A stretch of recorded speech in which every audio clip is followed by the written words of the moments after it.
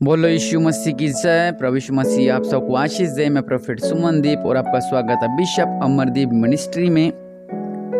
प्रभु आपको ब्लेस करे और आप आशीष को पाएं। प्रभु यीशु मसीह के नाम से हर बुधवार शाम 8 बजे लाइव जरूर जुड़ा करें ताकि यहोवा परमेश्वर आपके जीवनों में अद्भुत कार्य करे और आप ब्लेसिंग पाएं, आप चंगाई पाएं।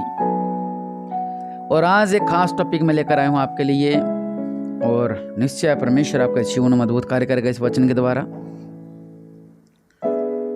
कि एक तरफ परमेश्वर और एक तरफ पैसा, आप किसको चुनोगे? कुछ लोग हैं वो यही कहेंगे कि हम पैसे को चुनेंगे, चाहे मसीह भी क्यों ना हो। लेकिन कुछ लोग ऐसे हैं मसीह भाई बहन जो कहेंगे हम परमेश्वर को चुनेंगे। लेकिन इसके अंदर आज हम बात करते हैं गहराई से इस वचन के अंदर। बहुत से ऐसे लोग हैं जो कि सिर्फ पैसे के लिए प्रभु के पास आते हैं। एक बारी क्या हुआ, एक बहन आई, उसने प्रभु को ग्रहण किया। 1-2 महीने के बाद उनका जब बिजनेस वगैरह नहीं चला और जब उनके साथ अच्छा नहीं हुआ, अच्छा मतलब बिजनेस नहीं चला उनका और पैसे में बरकत नहीं हुई उनके, बाद में उन्होंने 2 महीने बाद प्रभु से दूर हो गए वो। अब कुछ लोग कहेंगे कि प्रभु के आने के बाद तो हमारा जो पैसा है वो बचता है, हमारा धन रुकता है, हमें ब्लेसिंग मिलती है। लेकिन उसके साथ क्यों नहीं हुआ? उसके साथ इसलिए नहीं हुआ क्योंकि हमने परमेश्वर को नहीं बनाया। अगर हमने परमेश्वर को बनाया है तो वो परमेश्वर नहीं है, ये पवित्र बाइबल कहती है। प्रभु ने हमें बनाया है। परमेश्वर को पता था कि इसका विश्वास सिर्फ 2 महीने का है और ये प्रभु यीशु मसीह को अपना उद्धारकर्ता ग्रहण करने नहीं आई है, सिर्फ अपने धन के लिए आई है। जब आपको पता लग गया कि आपका खास मित्र सिर्फ आपके फायदे के लिए आपके साथ है, या आप जिसके ऊपर आप बहुत भरोसा रखते हो, बहुत भरोसा रखते थे जिसके ऊपर आपको पता लग गया कि वो सिर्फ पैसे पे था कि मुझे ऐशोआराम करवाए, मुझे घुमाए, तो जब हमें इस बात को पता लगेगा तो आपको कैसा लगेगा? अरे इस पर मैंने पूरा भरोसा किया था लेकिन ये तो मेरे इस्तेमाल कर रहा था, तो हमें अच्छा नहीं लगता, दिल टूट जाता अंदर से। ऐसे ही परमेश्वर को ये बात पता थी कि जो ये बहन आई है ये सिर्फ 2 महीने के लिए आई है। सिर्फ किस लिए आई है? ये काम के लिए है, बल्कि परमेश्वर को अपना उद्धारकर्ता ग्रहण करने के लिए नहीं आई है। उसको उसने छोड़ दिया क्योंकि प्रभु जानते हैं हम उसको विश्वास को नहीं जानते थे। उसका विश्वास था 0, ना प्रार्थना करनी, ना आराधना करनी, ना स्तुति करनी, ना चर्च जाना। बस एक आध बारी आए, अपनी वो चीज़ लेकर आए कि हमारा बिजनेस चले, हमारा घर चले, हमारा पैसा रुके। लेकिन जिसकी सोच थी वो पैसे पे डिपेंड थी, परमेश्वर पर डिपेंड नहीं थी।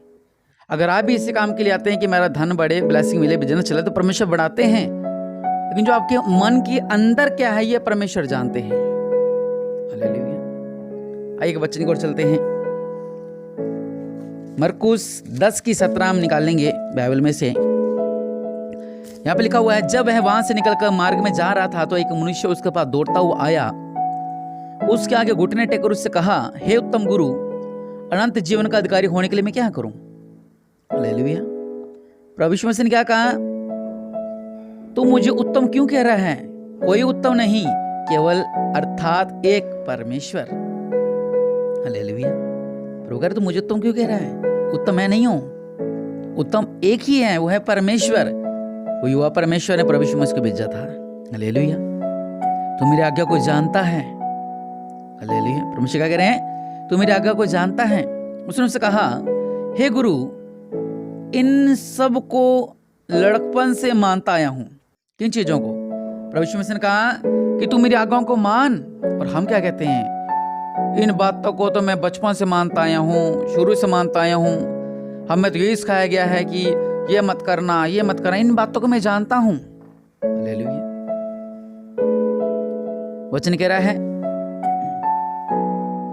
प्रभु यीशु मसीह ने उस पर दृष्टि करके उससे प्रेम किया, उससे कहा, तुझ में से एक बात की घटी है। लिखा है तुझ में एक बात की घटी है।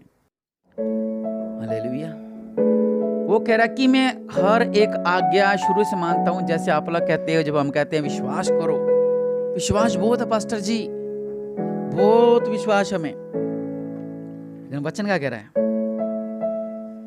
वचन कह रहा है कि तेरे अंदर एक घटी और है। प्रभु कह रहे तो मेरी आज्ञा को मान। और आज्ञा में सारी मानता हूं। जब मैं छोटा था तभी से आज्ञा मानता आ रहा हूं, मैं और मेरा परिवार सब कुछ करते आ रहे हैं। लेकिन परमेश्वर कह रहे हैं फिर भी तेरे अंदर एक चीज की घटी है, एक चीज की कमी है। परमेश्वर के लोगों, हमारे अंदर कमी होती है। आप जितना मर्जी कह लो कि मैं परमेश्वर में पक्का हूं, मैं विश्वास करता हूं प्रभु पर, विश्वास करता हूं परमेश्वर, जो मर्जी कह लो, लेकिन हमारे अंदर घटी होती ही है किसी चीज ना की। हमारे अंदर कोई ना कोई कमी निकलती ही निकलती है। हालेलुया। इसलिए प्रभु के लोगों में आपसे कह रहा हूं कि जो परमेश्वर का वचन है इस पे चला करें। आगे देखिए, जो हमारा टॉपिक उस पे चलते हैं। वचन कह रहा है, उसने कहा जो कुछ तेरा उसे बेचकर कंगाल को दे और तुझे स्वर्ग में धन मिलेगा, और आकर मेरे पीछे हो ले। ये एक धनवान व्यक्ति था, बहुत धनवान व्यक्ति था। परमेश्वर ने क्या कहा? तू ऐसा कर, सब कुछ बेच दे अपना और तू मेरे पीछे हो ले और तुझे स्वर्ग में धन मिलेगा। वहां लिखा हुआ है, कोई तरह वचन कह रहा है, इस बात से उसके चेहरे पर उदासी छा गई और वह शोक करता हुआ चला गया, क्योंकि वह बहुत धनी था। ये परमेश्वर का वचन क्या कह रहे हैं? धनवानों का परमेश्वर का राज्य में प्रवेश करना कठिन है। हालेलुया। ये आपसे मैं कहना चाह रहा हूं, जो आज का हमारा टॉपिक है कि एक तरफ परमेश्वर और एक तरफ पैसा, आप किसको चुनोगे? परमेश्वर ने तो क्या कहा कि अपने सारे धन को त्याग दें। इसलिए हमें परमेश्वर के पीछे चलना है। प्रभु ने उसका विश्वास पर रखने के लिए उससे क्या कहा? तो ऐसा कर, तू सब कुछ दे दे परमेश्वर को। वो सोचने लग गया, वो चिंता करने लग गया, नहीं ऐसा तो नहीं। एक बात और, अगर वो सब कुछ दे भी देता तो क्या होता? वो ब्लेस्ड हो जाता। परमेश्वर से 4 गुना देते, 10 गुना देते, 1000 गुना देते। लेकिन वो किसके पीछे चला?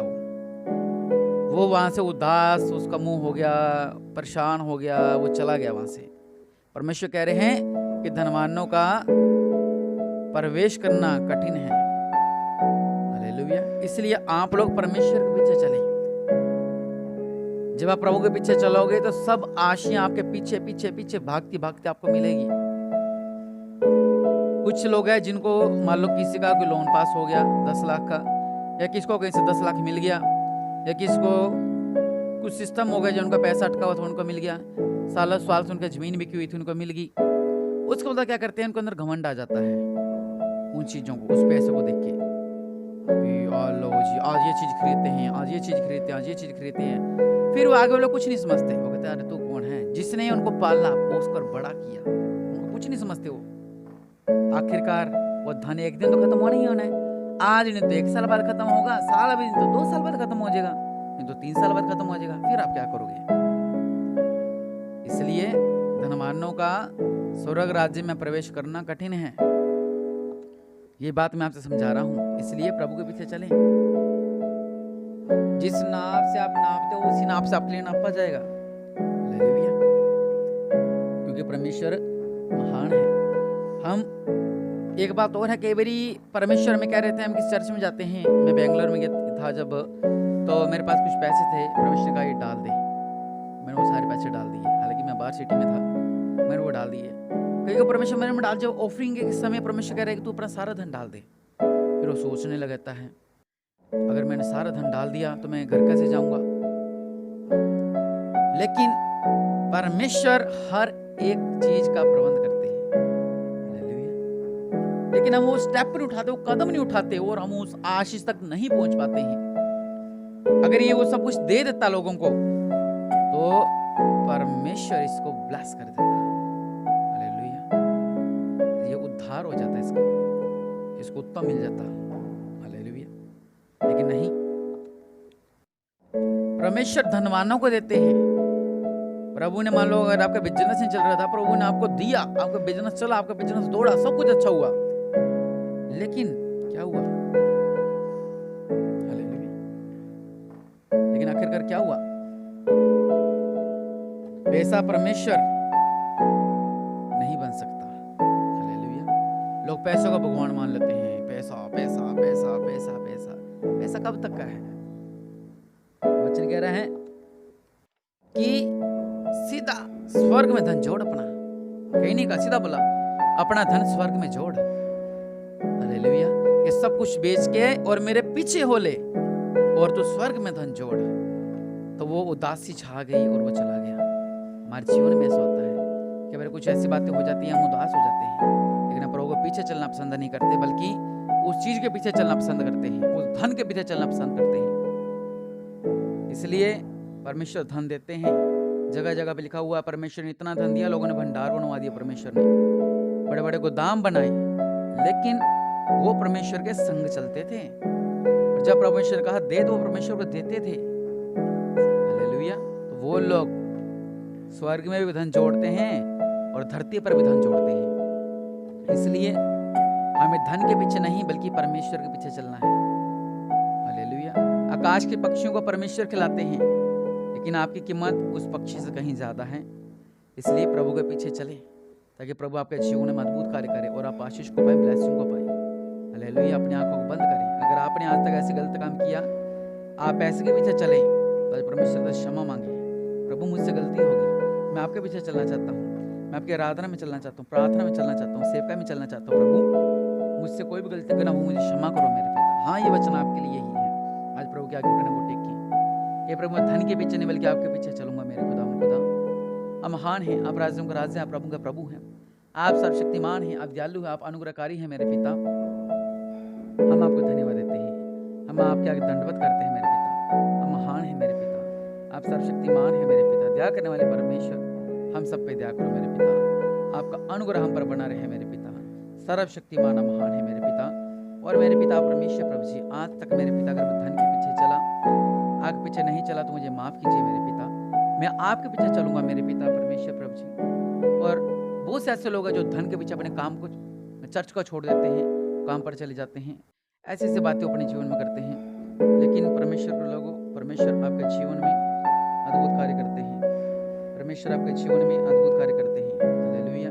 लेकिन आपने क्या करना है कि परमेश्वर के सामने उन अपने घुटनों को टेकना है कि प्रभु मुझे क्षमा करो, मेरी गलती गुनाहों को क्षमा करो, मेरे जीवन में अद्भुत कार्य होने पाए, मैं ब्लेस होने पाऊँ मेरे पिता। अब दया करने वाले परमेश्वर है मेरे पिता, सब कुछ करने वाले परमेश्वर है प्रभु। मैं आपके पीछे चलूँ मेरे पिता, मैं आपके पीछे चलूँ मेरे पिता, मैं आपके पीछे चलने पाऊँ मेरे पिता। मेरे बंधन तोड़ दो मेरे पिता, मैं आपके पीछे चलने पाऊँ मेरे पिता, आपकी आशाओं के पीछे चलने पाऊँ मेरे पिता। और मेरे पिता मैं स्वर्गवासी होने पाऊँ मेरे पिता। मैं धन के पीछे नहीं बल्कि आज से आपके पीछे चलूंगा, आपके वचन के पीछे चलूंगा, आपके अभिषेक के साथ चलूंगा मेरे पिता, आपके हाथ के नीचे चलूंगा मेरे पिता। मेरे पापा को क्षमा कर, मेरी गलती को क्षमा कर, मुझे माफ कर मेरे पिता, मेरे जीवन में अद्भुत कार्य करो मेरे पिता। प्रभु यीशु मसीह के नाम मांगते हैं, आमीन।